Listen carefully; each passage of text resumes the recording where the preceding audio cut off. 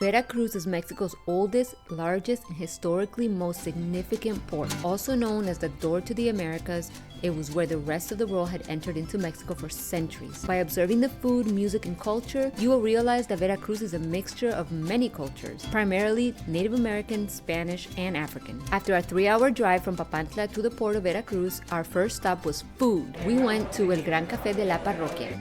They say that if you go to Veracruz and you don't go there, then it's like not having come to Veracruz at all.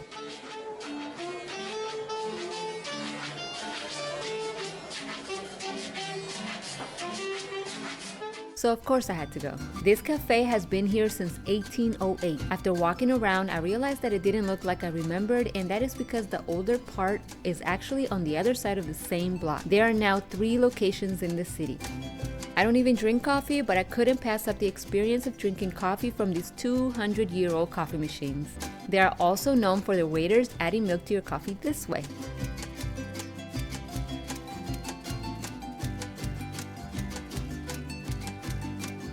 Veracruz is also very well known for its food.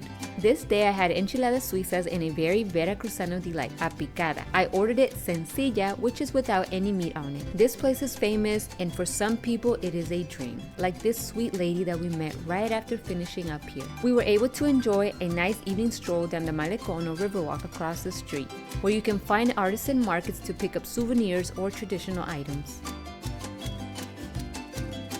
As we were walking and I was recording, I noticed my cousin walking to the side. She was asking this lady if there was anything she could help her with, since she noticed that she was sitting down here crying. The lady told her that she was talking to her late husband and letting him know that she had fulfilled their dream of going to the Gran Café de la Parroquia and drinking a coffee from there.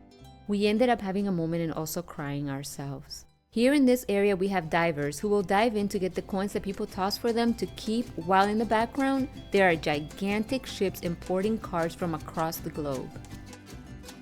As we kept walking, we observed more beautiful architecture, and we even saw some sailors docked here from Venezuela.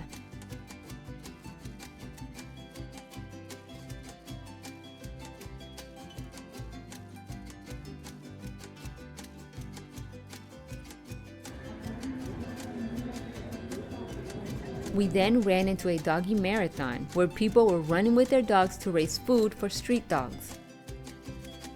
And as we can also see here, some rescued dogs up for adoption, and this little one who didn't want to go back onto the truck with the rest of the dogs who were up there in cages. From here, we made our way to the town square, or El Zocalo, also referred to as Los Portales.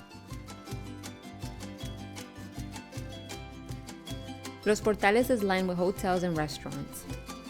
One of the oldest hotels in the Americas is here, operating since the 1700s. There are many more historical hotels in this area, but if you prefer to stay in modern hotels, you can find a lot of those in Boca del Rio.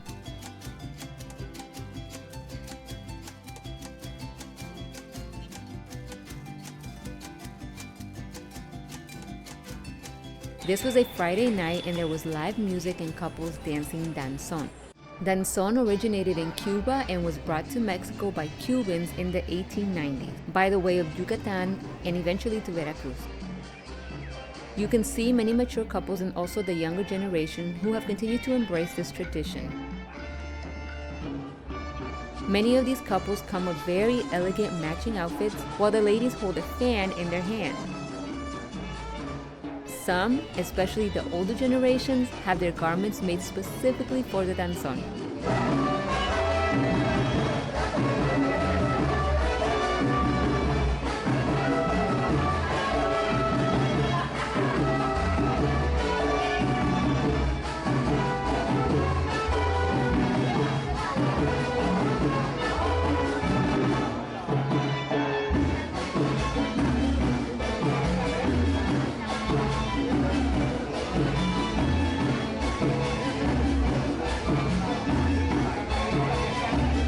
The dancing and live music is something you can find every weekend. You will also notice many other musicians throughout this area and the city every day.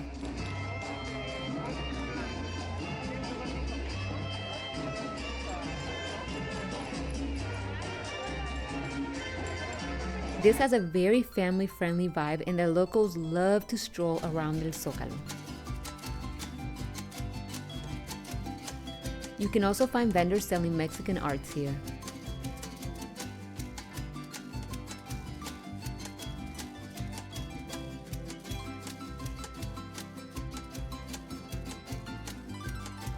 I wish I could have had more time to visit the many attractions that the city of Veracruz has to offer, but we only had about 3 hours here, and boy did I enjoy these 3 hours. Please like, share, and subscribe to support this channel.